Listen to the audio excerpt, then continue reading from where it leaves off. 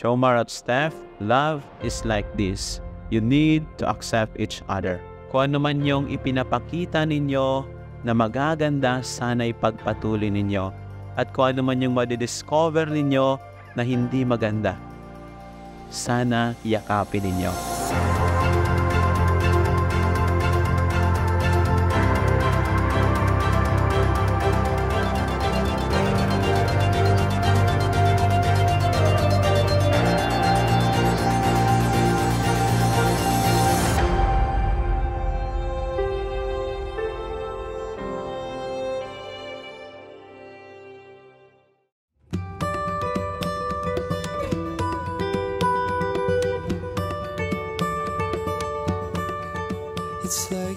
It met in Singapore.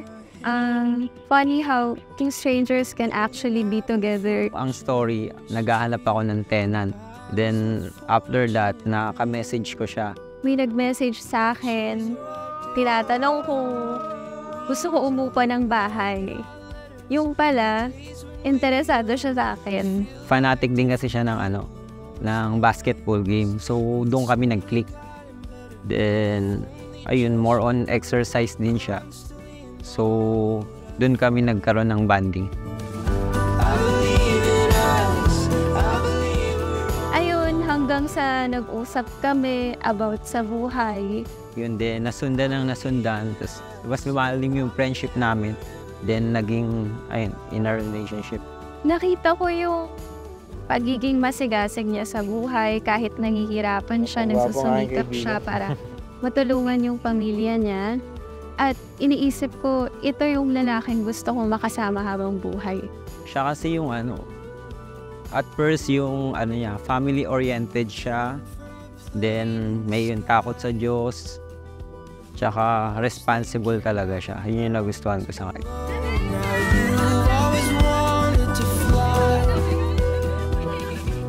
About 5 years ago, I only dreamt this day to happen.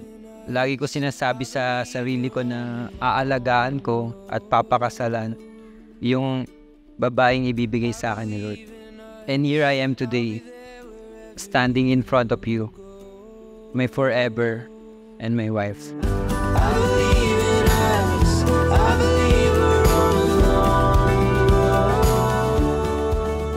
My love, my best friend, my rock, my everything. Thank you to our Lord Almighty for giving us the chance to make this most special day in our lives happen.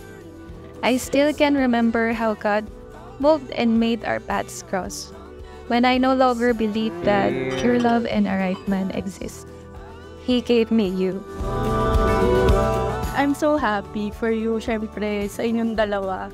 Sana this next chapter nyo, mas mahalin nyo pa yung isa't isa. And andito lang kami lagi, buong family, friends. Sobrang love na love ko pa yung dalawa. Si Jomar po, 12 years old pa lang, magkaibigan na po kami. Kasama ko siya sa lahat ng mga kasiyahan, kalokohan. Sa inyong dalawa, masasabi ko lang, magmahal lang kayo. Pag may problema, pag-usapan niya lang, huwag mawawala yung tiwala niya sa isa't isa. Yun yung pinaka-importante. I'll be there to comfort you, and I promise to nurture your dreams and help you to reach them and celebrate with you when we check another goal in our list. Love, you are my answered prayer and my biggest blessing. You calm all my storms, take all my worries away, and make me happy with your silly jokes. Dati nangangarap lang akong mag-isa. Ngayon, kasama kitang tuparin ang lahat ng pangarap na yun. Hindi susuko, hindi bibitiw. Steph, bukal ba sa iyong loob ang iyong pagparito upang makaisang dibdib si Jomar na iyong pagkamamahalin at paglilingkuran habang buhay? Opo, Father. Jomar, bukal ba sa iyong loob ang iyong pagparito upang makaisang dibdib si Steph na iyong pagkamamahalin at paglilingkuran habang buhay? Opo, Father. Nakahanda ba kayong gumanap sa inyong pananagutan sa simbahan at sa bayan na umaasang inyong arugain ang mga supling na ipagkakaloob ng pong may kapal upang sila inyong palakihin bilang mabubuting mamamayang Kristiyano? Opo, Father. Opo, Father.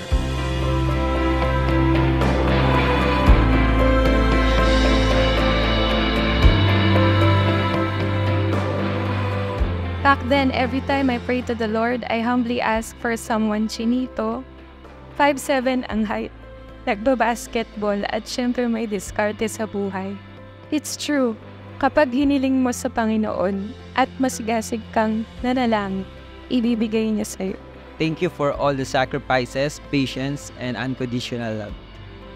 And before I end my vow, Mama and Papa, thank you for unconditional love and for all your sacrifices. You, Stephanie, the best blessing I ever had. I love that we started out as a friends. That is my favorite part. You truly saw me. You understand me.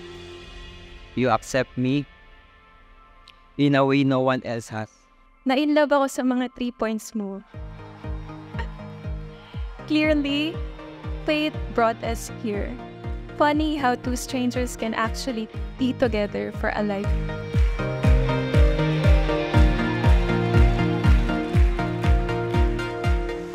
Wala talagang perfecto sa buhay ng tao. Makaranas talaga tayo ng mga problema. Kaya nga kung mayroon mang problema, pag-usapan talaga. Hindi mawala yan. Sana maging successful kayo, mabuhay kayo ng mahabang taon ang magpakarami. Basta ang gusto ko lang, wish ko lang sa inyo ay laging understanding, loving, at saka honest sa isa't isa. Congratulations!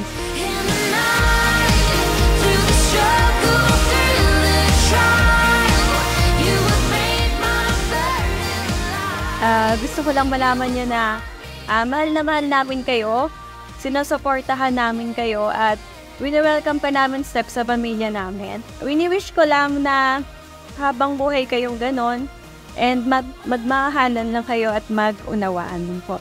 And ayun lang po, maraming salamat po sa lahat ng mga pumunta dito, sa mga friends and relatives namin, sa mga galing bang ibang bansa para magpunta dito. Maraming salamat.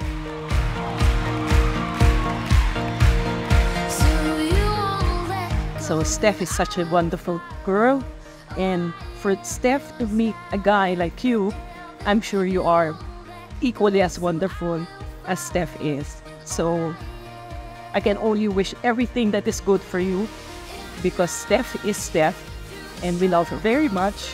All the happiness in the world, and all the joy that you both can give each other. Sa lalaki, parang pag nakita mong spark parang siya na.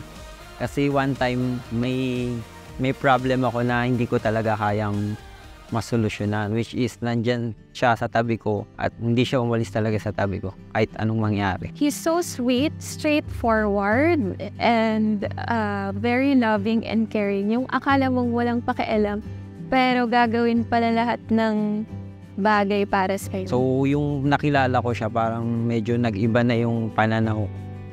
So doon ko na-realize na kumbaga ready na ako for married life. Dear love, this is it. All the effort and sacrifices ay sobrang sulit. Wag na masyado mag-isip. Enjoy the day. See you later sa altar, my beloved wifey, my Mrs. Tagle.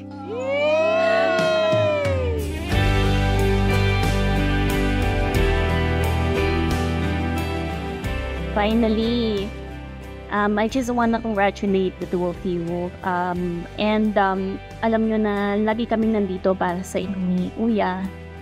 And masaya ako na hanap ni Uya yung tamang babae para sa kanya. At sana ikaw din.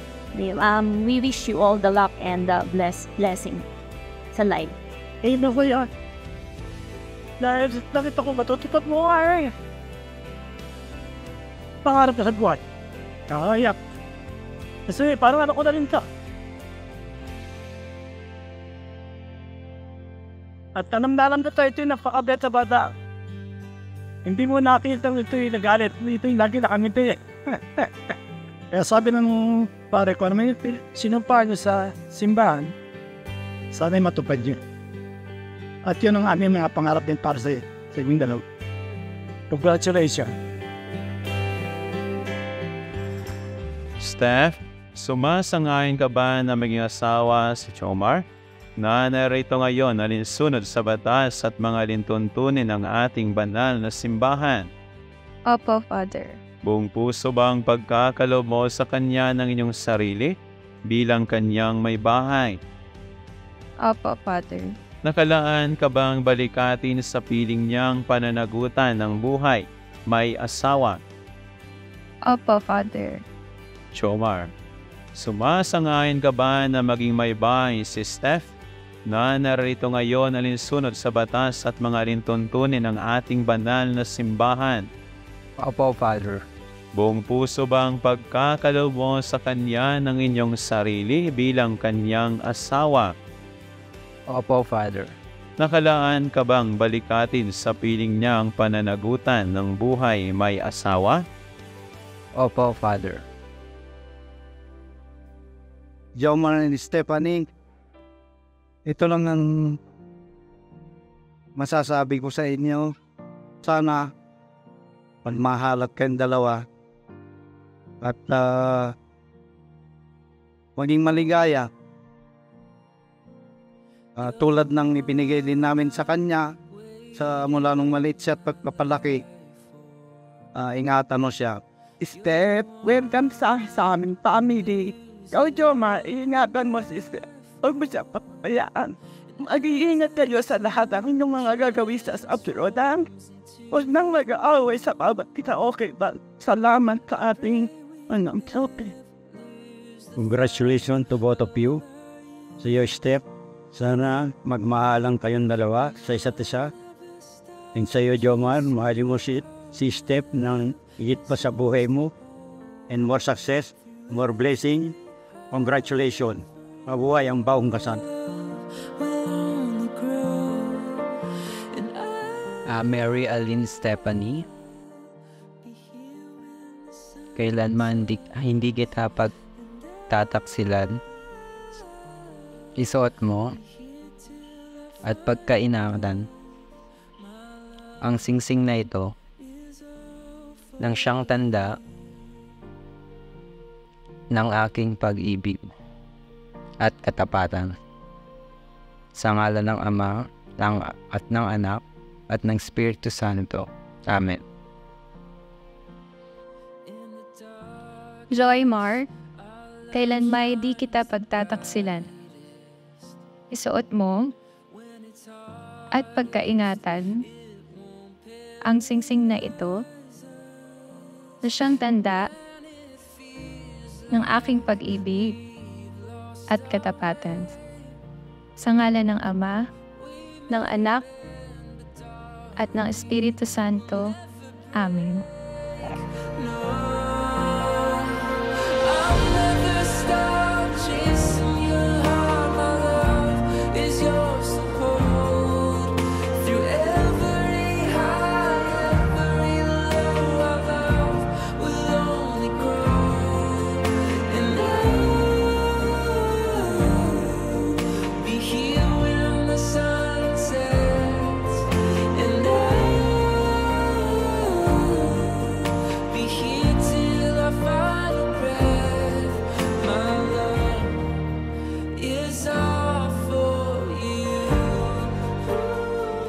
Finally, natupad na din namin yung dream church wedding namin. Thank you for being with us today, and hindi magiging kompleto ang araw na to kung wala kayo kasama namin. Salamat sa lahat ng nagpunta.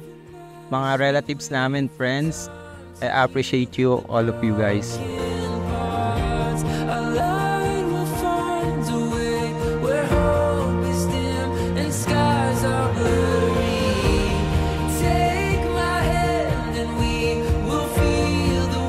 Joymar, you may kiss your bride.